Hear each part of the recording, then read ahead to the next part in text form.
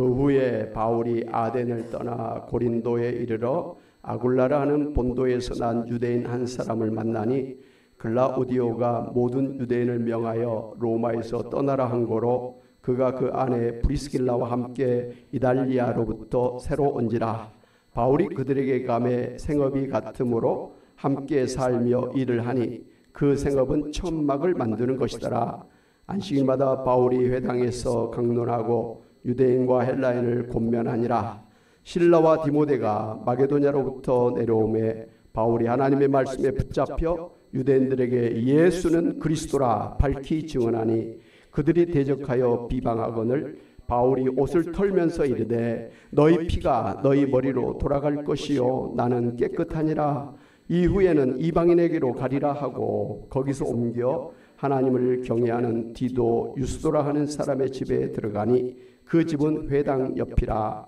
또 회당장 그리스보가 온 지방과 더불어 주를 믿으며 수많은 고린도 사람도 듣고 믿어 세례를 받더라. 밤에 주께서 환상 가운데 바울에게 말씀하시되 두려워하지 말며 침묵하지 말고 말하라. 내가 너와 함께 있음에 어떤 사람도 너를 대적하여 해롭게 할 자가 없을 것이니 이는 이 성 중에 내 백성이 많음이라 하시더라. 1년 6개월을 머물며 그들 가운데서 하나님의 말씀을 가르치니라. 아멘. 죽음의 수용소에서라고 하는 책의 저자 빅토르 프랭클 심리학자는 유대인이라는 그런 이유로 제2차 세계대전 때 독일군에게 붙잡혀서 그 유명한 아우슈비츠 감옥에서 모진 고통을 당하다가 독일군이 항복하는 그런 바람에 석방되었던 그런 사람입니다. 그는 이 아우슈비츠 감옥 안에서 자기 동족 유대인들이 모진 고문과 학대를 당하면서 대부분의 많은 사람이 삶의 의미를 잃고서 삶의 의지를 포기해서 병들거나 그래서 죽어나가는 것을 보았습니다. 그러나 끝까지 삶의 의미를 붙잡고자 버틴 사람들은 살아서 나갔다고 하는 사실을 발견하고서 인생이 아무리 힘들고 어려워도 그 가운데서도 삶의 의미를 찾고서 버틴 사람은 결국 이겨낼 수가 있다고 주장을 했습니다. 실제로 그는 이 아우슈비츠 감옥에서 반드시 살아나가서 이 독일군의 만행을 온 세상에 알려야 된다고 하는 사명감을 가지고 날마다 그 유리 조각으로 자기의 그 수염을 깎았습니다. 그래서 젊고 싱싱한 그런 모습으로 그렇게 버텼습니다. 왜냐하면 독일군들이 병색이 짙은 그러한 유대인들을 먼저 가스실로 보내어서 죽인다고 하는 것을 알았기 때문에 죽지 않기 위해서는 병들지 않고 건강한 그런 모습이라는 것을 보여줘야 했기 때문이었습니다. 결국 이 빅토르 프랭크 박사는 자신의 체험을 통해서 사람이 힘들고 어려운 상황에서 삶의 의미를 찾지 못하면 쉽게 병들고 죽는다고 하는 사실을 발견한 것입니다. 반대로 아무리 힘들고 어려워도 지금 여기에서 자신이 왜 살아야 하는지를 알고 살아야 된다고 하는 의지를 가지고 사는 사람은 반드시 그 역경을 이겨낼 수가 있다고 하는 사실을 가르쳐 준 것입니다. 그래서 많은 그런 우울증과 또 허무한 그런 삶 가운데 절망하고 낙심한 사람들을 이와 같이 그런 로고테라피라고 해서 그런 삶의 의미를 당신이 여기서 살아야 되는 이유가 무엇이냐 그런 것을 깨닫게 함으로 위축되었고 정말 죽으면 좋겠다고 하는 그런 절망감에 좌절감에 빠진 사람들을 살려내는 그런 훌륭한 심리학자, 정신학자가 될 수가 있었습니다. 오늘 성경에 보면 너무 힘들고 어려운 가운데서 희망을 잃은 채로 절망 가운데 있는 한 사람을 볼 수가 있는데 다름이 아니라 사도 바울이었습니다.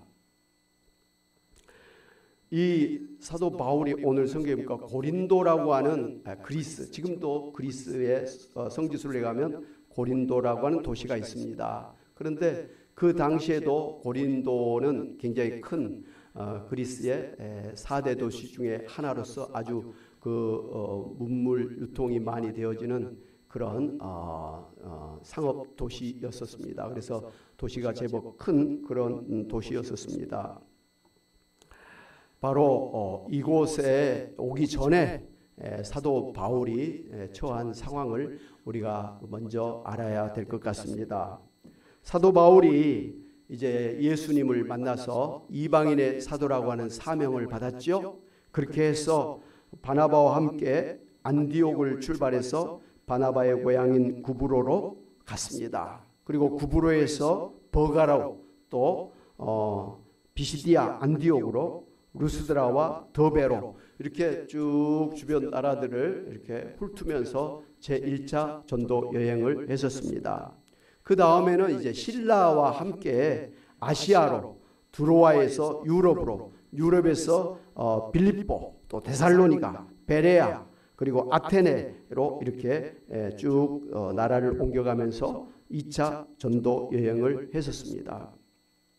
그런데 이 사도 바울이 이런 전도 여행을 하면서 굉장히 어려운 일을 많이 당했습니다.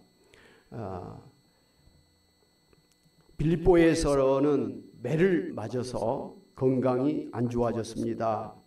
데살로니가에서는 전도하다가 그곳에 있는 유대인들에게 엄청난 심한 핍박을 받았습니다. 심지어 생명이 이태로운 그런 지경에까지 이르렀습니다. 그래서 그곳의 성도들이 바울을 밤중에 몰래 빼돌리는데요. 베레아로 그렇게 피신을 시켰습니다. 그런데 이 데살로니가 있던 그곳에서 막 사도 바울을 핍박하고 방해하고 대적했던 유대인들이 베레아까지 따라와가지고 또 사도 바울을 방해하면서 대적을 했었습니다. 그래서 할 수 없이 바울은 그 디모데와 실라와 헤어져서 혼자 아테네라고 하는 도시로 그렇게 떠나게 되었습니다. 아테네는 이 그리스의 헬라의 눈이다. 예술과 웅변의 어머니, 모든 지혜의 본고장이라 할 정도로 아주 철학이 굉장히 발달된 그런 도시였습니다. 뭐 소크라테스니 포크라테스 다 이런 사람들이 그 당시에 유명했던 그런 철학자들이고 그런 유명한 사람들이었습니다. 사도 바울은 그 아테네의 철학이 강한 사람들이 말하기를 좋아하는, 따지기를 좋아하는 그런 아테네에 가서 이 에피쿠르스 학파 또 스토아 학파 사람들에게 복음을 전했습니다. 너희들이 알지 못하는 신에게라고 하면서 어떤 신을 섬기는데 바로 그 알지 못하는 그 신이 성경에 보니까 바로 여호와 하나님이다. 하나님이 천지를 창조하셨고 인생을 창조하셨고 그리고 나라의 지경을 정해서 그렇게 이렇게 살도록 해주셨다. 먹을 것 마실 것을 주시고 해를 주시고 비를 주셔서 살게 하신 분이 바로 하나님이시다. 그런데 사람들이 하나님을 모르고 죄를 짓고 병들고 늙고 죽고 그렇게 불행한 인생을 사는 것을 불쌍히 여기셔서 구원자를 보내주셨는데 하나님의 아들 예수 그리스도를 이 땅에 보내주셨다. 그래서 인간의 모든 죄를 대신해서 예수님이 십자가에서 대속의 죽음을 당하셨다. 그래서 누구든지 예수 믿기만 하면 하나님께서 모든 죄를 다 용서해 주셔서 구원해 주셔서 천국에 들어가게 하시고 하나님의 자녀가 되게 하시고 영생을 주시기로 그렇게 하셨다 하면서 아주 강력하게 이 복음을 전했습니다. 그런데 말입니다. 그렇게 열심히 논리적으로 잘 복음을 전했음에도 불구하고 이 아테네에 이 철학을 좋아하는 사람들, 말을 좋아하던 이런 사람들은 이 사도 바울의 이 복음을 받아들이지를 않았습니다. 말쟁이라고, 말만 잘한다고, 무슨 하나님이 어디 있느냐, 무슨 사람이 죽었다가 다시 살아나는 게 어디 있느냐, 사람이 죽으면 끝이지 무슨 죽은 다음에 무슨 천국과 지옥이 있느냐, 그리고 뭐 예수님이 다시 뭐 재림하시고 그런 게 뭐 있느냐, 이거 뭐 완전 이단 아니냐 뭐 이러면서 아주 사도 바울의 이 복음을 무시하고 그리고 이 사도 바울을 멀리 했었습니다. 바로 이 고린도 이 아테네에서 완전히 사도 바울은 선교에 실패를 했었습니다.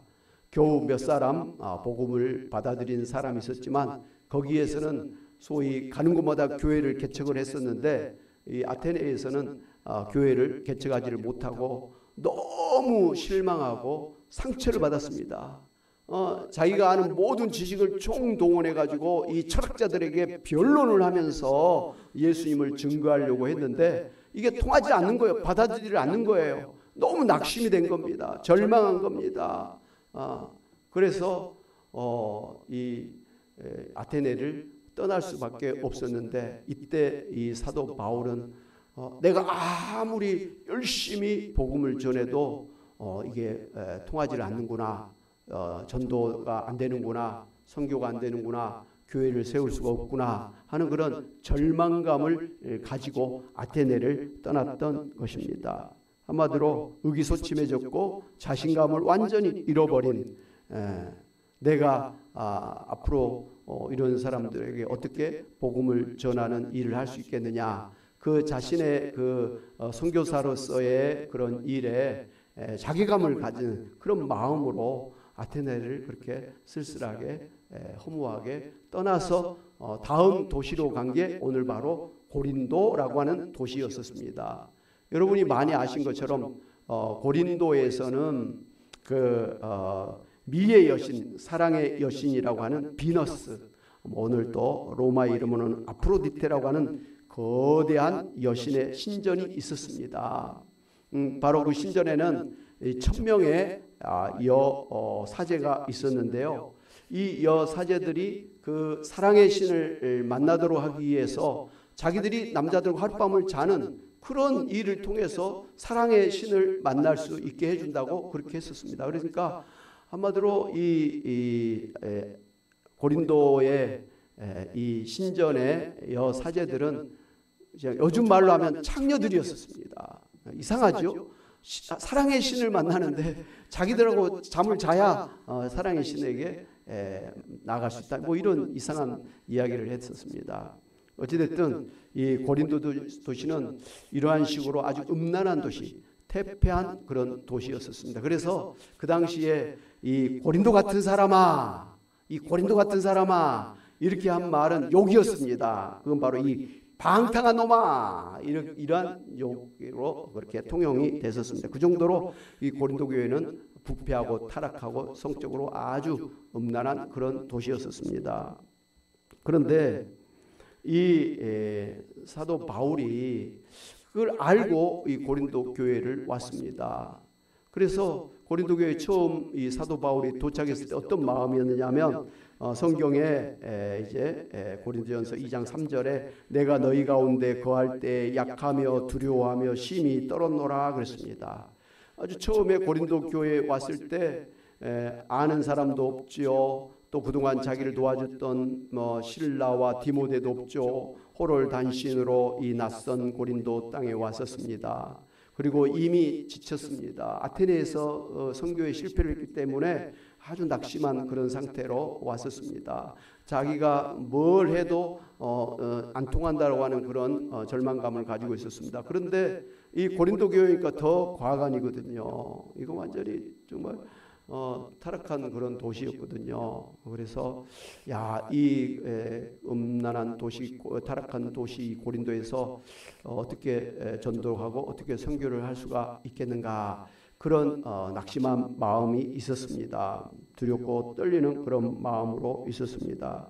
그런데 그때에 이 바울을 도왔던 실라와 디모데가 이 바울을 찾아왔습니다. 그래서 힘을 얻었습니다. 그래서 또 이 열심히 유대인들에게 예수는 그리스도라 하면서 막 또 고린도에서 힘을 내서 복음을 전했는데 마찬가지로 또 이 고린도에 있는 사람들이 이 바울의 이 복음을 받아들이질 않았습니다. 오히려 또 막 대적을 했습니다. 핍박을 했었습니다. 바로 근데 그 사람들이 누구냐 그러면 그 고린도에 있던 유대인들이에요. 같은 동족인 유대인들이 이 사도 바울을 갖다가 대적하고 뭐 죽일 놈이라 그러면서 막 그렇게 달려들었던 것입니다.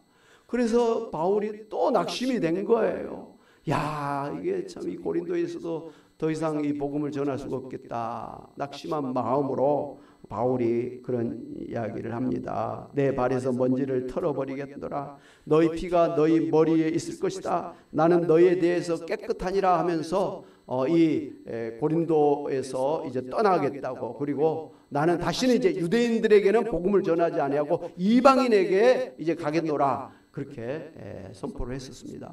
얼마나 이 자기 동족 유대인들에게 상처를 받았으면 이런 나는 이제 더 이상 유대인들에게 복음을 전하지 않겠다. 이제 너희들이 복음을 듣지 못해서 이 지옥 가는 것은 너희들의 책임이다. 내 책임 아니야. 이렇게 하면서 더 이상 유대인들에게 복음을 전하지 않겠다. 고린도에서 복음을 전하지 않겠다. 이렇게 생각을 했었습니다. 한마디로 이 사도 바울은 육신적으로도 아주 지쳐 있었습니다. 그리고 경제적으로도 아무도 없는 그런 고린도에 왔기 때문에 경제적으로도 먹고 살기가 힘들었었습니다. 무엇보다도 영적으로 너무너무 정말 번아웃, 침체되어 있었습니다. 그래서 모든 걸 다 내려놓고 싶은 그런 마음을 가지고 있었습니다. 그런데 이러한 때에 하나님이 이 사도 바울을 찾아와 주셔서 위로해 주신 것을 오늘 우리가 성경을 통해서 볼 수가 있습니다. 9절에 보니까 밤에 주께서 환상 가운데 바울에게 말씀하시되 두려워하지 말며 침묵하지 말고 말하라. 내가 너와 함께 있음에 어떤 사람도 너를 대적하여 해롭게 할 자가 없을 것이니 이는 이 성 중에 내 백성이 많음이라 하시더라. 그랬습니다. 사도 바울은 인간적으로 나는 이 고린도에서 더 이상 복음을 전할 수가 없다. 아테네에서 실패한 것처럼 이 고린도에서도 실패할 수밖에 없다. 그런 절망감, 낙심감을 가지고 자기가 하는 이 선교의 일에 자괴감을 가지고 있었을 때 하나님께서 바울을 찾아오셔서 격려해 주신 것입니다. 위로해 주신 것입니다. 두려워하지 말라. 침묵하지 말라. 내가 너와 함께 있을 것이다. 또 어떤 사람도 너를 해롭게 하지 않을 것이다. 이 고린도에 내 백성이 많다. 그러니 포기하지 말고 복음을 전해라. 이렇게 말씀을 해 주신 것입니다. 우리가 구약 성경에 엘리야 선지자를 잘 알잖아요. 능력의 종이잖아요. 그가 기도함에 3년 반 동안 하늘에서 비가 오지 않아서 이스라엘 땅에 가뭄이 심했습니다. 그런데 또 이 엘리야가 기도하니까 3년 반 동안 비가 오지 않았던 이 땅에 먹구름이 몰려오면서 큰 비가 내려서 그동안의 가뭄을 해결하고도 남는 그런 능력을 나타내었습니다. 그리고 갈멜산 산상에서 바알 신의 제사장 400명과 아세라 목상 신 제사장 450명과 영적 전쟁을 벌이잖아요. 산꼭대기에다가 제단을 쌓고 살아계신 하나님이 이 제단에 불을 내려서 불태울 것이다. 그러면서 바알 신 제사장과 아세라 목상 신 제사장 850명에게 너희 신에게 이 제단에 불을 내려서 이 제단을 불태우게 하라고 막 했었습니다. 근데 막 그 사람들이 막 난리를 치고 큰 소리를 치고 막 심지어 자기 몸을 막 그냥 이렇게 자해를 하면서까지 우리의 신이시여 바알 신이시여 불로 역사해 주셔서 바알 신이 살아계시고 우리의 신이신 것을 이 백성에게 알게 하옵소서. 저 무례한 엘리야 선지자 앞에서 불로 역사해 주옵소서. 막 하루 종일 있었는데도 뭐 하나의 불도 내리질 않았습니다. 그때 엘리야 선지자가 하늘을 향해서 하나님께 기도하죠. 살아계신 하나님, 이곳에 불을 내려 주옵소서. 그래서 이 아하방과 이 백성들 그리고 이 우상의 제사장들 앞에서 하나님이 살아계신 참 하나이신 것을 보여주옵소서. 그러면서 간절하게 기도했을 때 이 불이 확 내려서 산 정상에 있는 이 제단의 그러한 제물과 또 그 고랑을 파서 거기에 담아놨던 물을 탁 이렇게 훑어버렸지 않습니까? 할렐루야!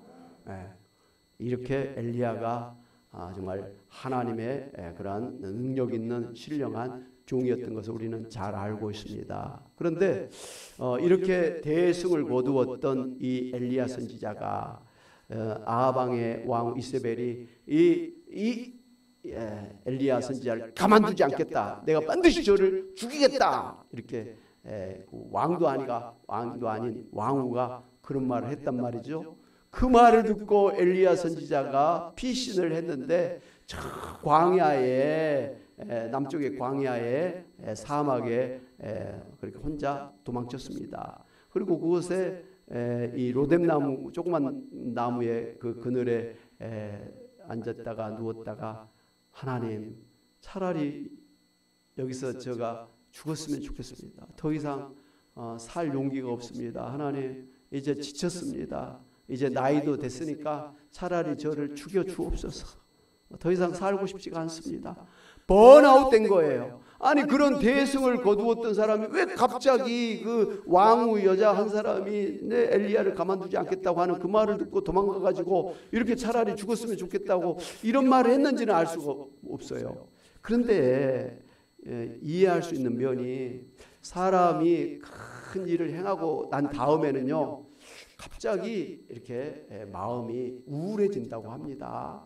그 화려한 무대에서 스포트라이트를 받고 춤을 추고 노래했던 그런 가수들도 있잖아요.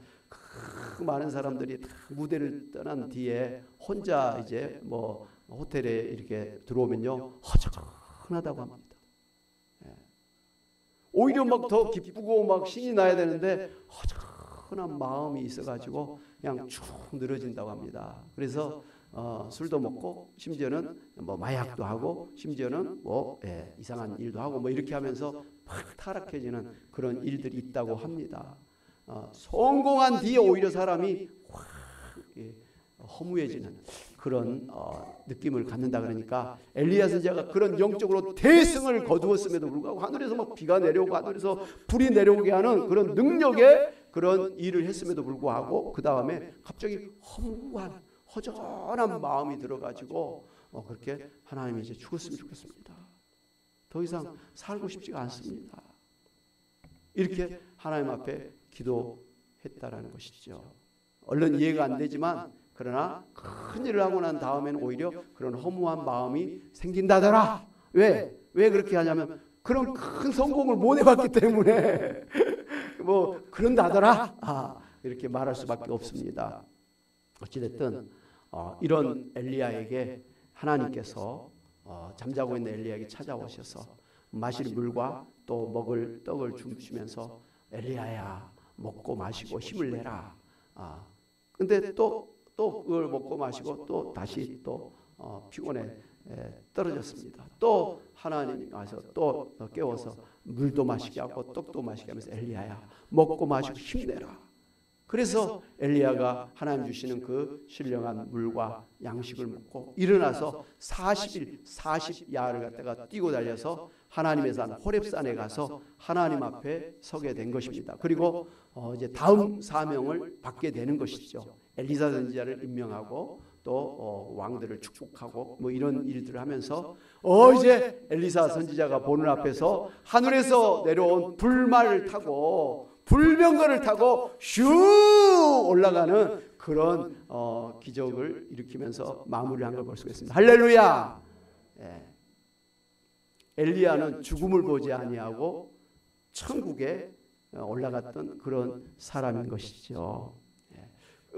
엘리야가 로뎀나무 밑에서 차라리 죽었으면 좋겠습니다. 이제 뭐 더 이상 뭐 해야 될 일도 없을 것 같고 그냥 이 정도면 된 것 같습니다 하면서 그냥 절망하고 낙심하고 차라리 죽었으면 좋겠습니다. 그런 사람이었는데 하나님께 찾아오셔서 힘을 주고 말씀을 하고 그러니까 다시 소생해가지고 그 40일 40날을 그냥 뛰고 달려가지고 하나님 앞에 나아가서 하나님을 만났던 것 아니겠습니까? 하나님의 사명을 가지고 다음 또 사명의 바톤을 넘기면서 그 화려한 마무리를 했던 것 아닙니까? 할렐루야! 하나님이 하나님의 사랑하는 종을 하나님의 자녀들을 끝까지 지켜주시는 거예요. 우리가 일을 하다 보면 낙심하고 절망하고 더 이상 살고 싶지 않은 그런 때가 있지 않습니까?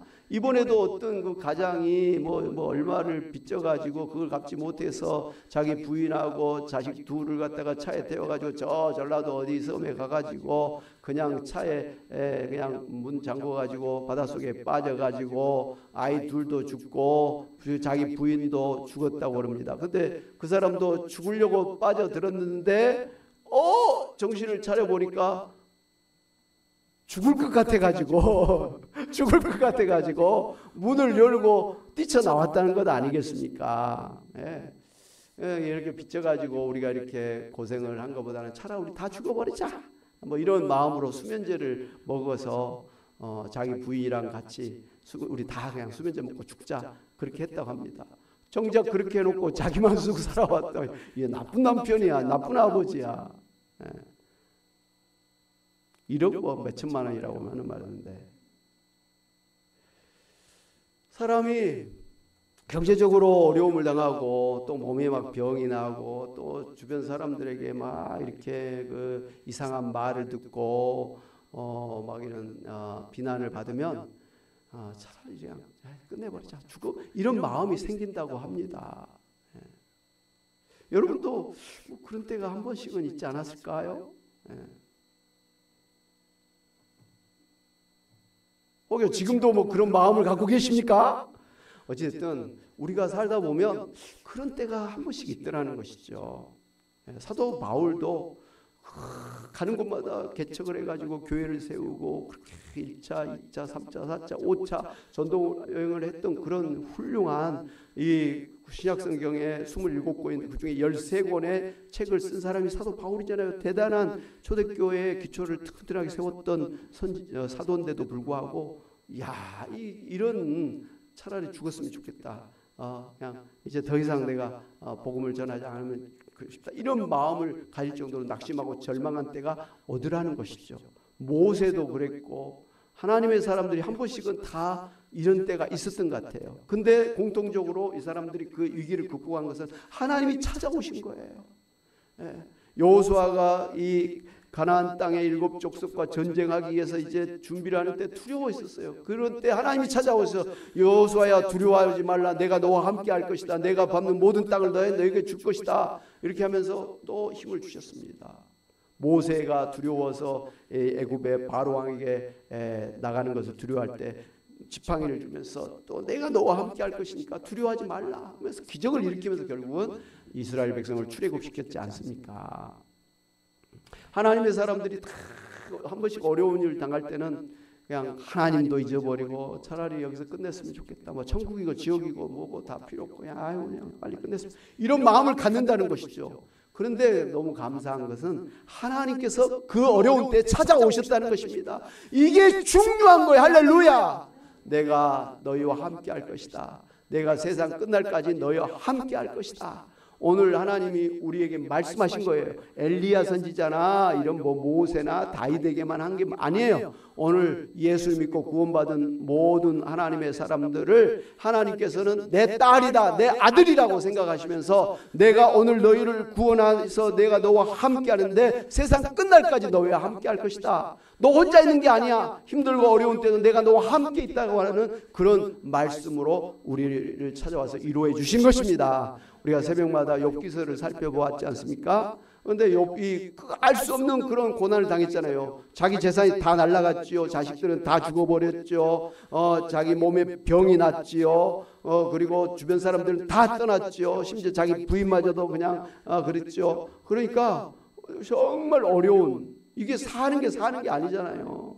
몰골이 흉측하게 변해가지고 막 피고름이 나고 막 구더기가 생겨가지고 그냥 막 질그릇 조각으로 자기 몸을 막 긁어댈 정도로 아주 비참한 처참한 그런 상황에 떨어졌잖아요. 그걸 주변 사람들이 다 보고 있었잖아요. 새 친구가 와갖고 그걸 다 보면서 오히려 너가 이렇게 된 거 너 죄가 있는 거니까 하나님 앞에 회개하라고 막 그냥 다그쳤지 않습니까? 불난 집에 막 그냥 기름을 부는 격으로 이 욥의 그냥 마음을 확 뒤집어 놓지 않았습니까? 너희들이 내 친구냐 할 정도로 욥이 막 그 친구들이 말하면 말할수록 더 화가 나고 분이 났던 것이죠. 내가 무슨 죄가 있어서 이런 게 아니지 않느냐? 너희들도 알 것처럼 내가 하나님 앞에 얼마나 신실하게 살았는데 내 죄가 때문에 이런 자식들이 죽는다. 나 그런 자식들이 죽을 정도의 죄를 지은 적이 없어.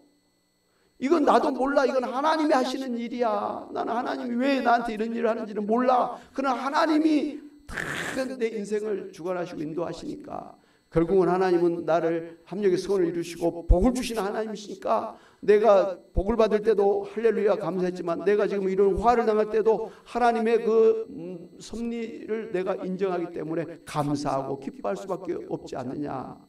이렇게 하면서 그 환난 가운데서도 이 하나님을 꼭 붙들고 이 모든 것을 이겨냈고 하나님께서 또 그런 욥에 찾아오셔서 욥을 위로해 주시고 결국은 욥이 이 고난 당한 뒤에 정금같이 나오게 됐지요. 신앙이 얼마나 좋아졌습니까? 그 전도 좋았지만 이 고난을 당한 뒤에 정말 욥은 정금 같은 그런 튼튼한 신앙의 사람이 되었습니다. 하나님이 이 욥을 갑절로 축복해 주시잖아요. 이 재산을 다 2배로 갑절로 축복을 해주셨습니다. 양도 2배로, 낙타도 2배로, 소도 양 다 2배로 이렇게 해줬습니다. 자식 7명을 아들 7명, 딸 3을 다시 낳았는데 최고의 절세 미인들로 아주 그냥 그 출중한 그런 자식들로 하나님이 또 세워주셨습니다. 그리고 그동안 그 욥을 멀리했던 그 이웃들이 욥에 찾아와가지고 막 금 하나씩을 가지고 와가지고 선물로 주면서 다시 막 욥을 위로하고 다시 욥에게 몰려들고 그 세 친구들 또 욥과 화목하게 하시고 모든 관계를 회복시켜 주셨어요. 그 부인도 다시 욥을 사랑하게 됐을 줄로 믿습니다. 참 신기한 것은 다 갑절로 다 축복을 했는데 왜 부인만큼은 갑절로 축복을 안 해줬는지 모르겠어요. 한 여자만으로도 힘들어. 2 여자를 주면 큰탈 나기 때문에 욥아 다른 건 갑절로 주지만 여자는 너 이 한 사람만으로도 만족해라. 한 사람 감당하기도 힘든 걸 내가 안다 하면서 그랬었어요. 그래서 어쨌든 행복한 그런 인생을 살았는데 70의 그 어려운 일을 당했는데 그 다음 몇 년을 더 살았습니까? 갑절의 인생을 살았어요. 140년을 더 살다가 이 세상을 떠났다는 것 아닙니까? 할렐루야. 사도 바울이 어려운 일을 당할 때 하나님이 찾아와서 두려워하지 말라, 침묵하지 말고 내가 너와 함께 할 것이고 또 이곳에 내 백성이 많으니까 너 전도해라. 그러면 이 고린도에서 많은 그런 전도의 열매가 맺을 것이다. 교회를 세우게 될 것이다. 축복을 해주셨습니다. 그래서 이 사도 바울이 힘을 내가지고 그때부터 하나님이 나와 함께 하신다. 이곳에 하나님께서 전도의 열매를 풍성하게 맺게 하신다. 그러면서 막 담대하게 복음을 전했어요. 그래서 고린도에 교회가 세워졌어요. 1년 6개월 동안 떠나리라고 했던 바울이 고린도에서 1년 6개월을 거기서 있으면서 복음을 전해서 고린도 교회 일대의 그 담임 목사가 됐잖아요. 그래서 지금 성지순례 가면 그리스의 고린도에 가면 고린도 교회가 있어요. 그래서 고린도 교회에 목회자 명단이 1대부터 쭉 있는데 제 1대가 사도 바울이에요. 이쪽에는 또 이 주기도문이 제1계명, 2계명 이렇게 쭉 있고 고린도전서 13장 사랑장이 또 이렇게 써 있고 뭐 그러더라고요. 고린도 교회 물론 옛날부터 있던 교회는 아니고 새로 사람들이 세운 그런 교회입니다. 지금도 고린도는 옛날에 있던 도시가 땅속에 묻혀가지고 지금도 다 발굴이 안 된 상태예요. 어느 신도시가 지금 다 돼 있는데 건물을 지으려고 땅을 막 파다 보니까 막 돌이 있고 지붕이 있고 뭐 그러다 보니까 옛날 도시가 다 묻혀버린 거예요. 하여튼 그런 고린도에 교회를 세워서 참 많은 전도의 열매를 맺게 된 것을 볼 수가 있습니다. 무엇보다도 아굴라와 브리스길라 이 텐트 만드는 이 사람들을 만나서 동업하게 해서 먹고 사는 일에 어려움이 없도록 그렇게 하나님께서 도와주셨죠. 이 아굴라 부분은 아주 사도 바울을 헌신적으로 지원해 준 선교의 그런 후원자였습니다. 로마 16장 3절에 보면 바울을 위해서 생명을 내놓을 정도로 목숨을 바쳐서 사도 바울을 돕는 그런 사람들이 되었다라는 것이죠. 디모데와 실라가 찾아와서 좋은 소식을 전해주고 또 선물을 가져와서 위로해주고 복음의 열정을 회복하게 해주었고요. 또 해당 대신에 디도 유스도라고 하는 사람의 집을 모임의 장소로 사용하게 해주셨고, 유대인 회당장을 붙여주셔서 그리스도 가족이 또 소스덴의 유대인 출신의 회당장 두 사람을 붙여주셔가지고 나는 이제 더 이상 유대인을 전도하지 않으리라 했는데 오히려 유대인의 회당장 두 사람을 하나님께서 붙여주셔가지고 그 유대인들을 전도할 수 있게 그렇게 해 주신 것입니다. 그리고 유대인들이 막 이 사도 바울을 고세해서 갈리오 총독에게 붙잡혀 갔는데 오히려 이 갈리오 총독이 사도 바울에게 무죄를 선언해 주었습니다. 그래서 풀어줬습니다. 그리고 오히려 고소했던 유대인들을 쫓아버렸습니다. 그 일로 인해서 이 로마 지경에서는 이 예수님 복음을 전하는 사람들이 그렇게 법정에 가는 일이 없어지게 된 것입니다. 사도 바울뿐만 아니라 다른 복음을 전하는 사람들이 이제 편하게 복음을 전할 수 있는 그런 길을 활짝 열어주신 것입니다. 가는 곳마다 핍박을 받고 무시를 당하고 대적을 받았던 사도 바울인데 오히려 하나님께서 함께 하심으로 인해서 오히려 그 길이 활짝 열려서 가는 곳마다 더 복음을 전해서 전도하고 교회를 세울 수 있는 그런 기적의 역사가 일어나게 된 것입니다. 할렐루야. 그리고 그곳에서 수많은 이제 지도자들을 배출해서 그렇게 계속해서 교회를 세워 나갔던 것입니다. 사랑하는 여러분, 오늘 우리도 마찬가지입니다. 우리도 잘하다고 어느 날 갑자기 허무해진 때가 있어요. 물론 막 병들고 또 경제적으로 어렵고 자식들 어렵고 또 주변 사람들하고 힘들면 그냥 빨리 다 끝내버리고 이제 교회도 안 나가고 싶고 그냥 빨리 죽었으면 좋겠다 뭐 이런 마음을 가질 때가 있습니다. 그러나 하나님은 여러분을 포기하지 않으신다는 것 아시기를 바랍니다. 두려워하지 말라, 놀라지 말라, 내가 너와 함께함이라. 나의 오른손으로 너를 붙들어 주리라. 하나님께서 너희가 물 가운데 있을지라도 너희로 침몰당하지 못하도록, 불 가운데 있을지라도 불태워 죽지 못하도록 하나님이 함께 하시겠다. 이 지렁이 같은 야곱아, 내가 너를 타작기계 같이 그렇게 사용할 테니까 너 스스로 그렇게 절망하거나 너 스스로 너 인생을 비관하지 말라. 너는 아무것도 없다 할지라도 내가 너를 귀하게 붙들어 사용할 것이다. 너가 노년이 된다 할지라도 오히려 풍성한 열매를 맺게 할 것이고 진액이 풍족하게 할 것이고 빛이 청청하게 해서 하나님이 살아계심을 나타내게 할 테니까, 하나님의 영광을 나타내게 할 테니까 노년이라도 절망하지 말고 포기하지 말라. 이렇게 말씀하십니다. 할렐루야. 오늘 사랑하는 우리 권사님 집사님들에게 하나님이 주시는 축복의 말씀이 되시기를 주님의 이름으로 축원합니다. 그래서 이후로 오히려 더 정말 형통한 길이 열려지고 여러분의 가문이 잘 되고 자녀손들이 잘 되고 천국의 상급을 쌓는 여러분의 멋있는 인생이 활짝 펼쳐지시기를 주님의 이름으로 축원합니다. 아멘. 말씀을 생각하면서 우리 복음송 한 장하고 기도하겠습니다. 복음송 괴로울 때 주의 얼굴 보라.